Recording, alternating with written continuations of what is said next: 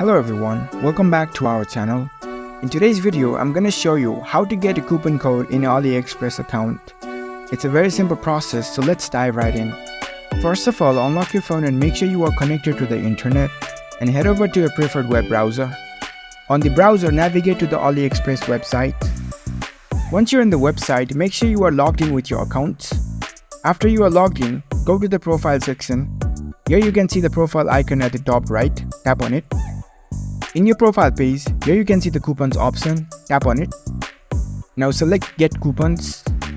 It will prompt you to the coupon center. Here you can get different coupon codes.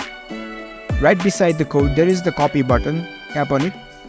Now the code is copied to your device. You can use this coupon code in the checkout process and you will get a discount on your total payments. That's it. That's how you can get a coupon code in AliExpress. If you found this video helpful, don't forget to give this video a thumbs up and subscribe to our channel for more tech tips. Thank you for watching.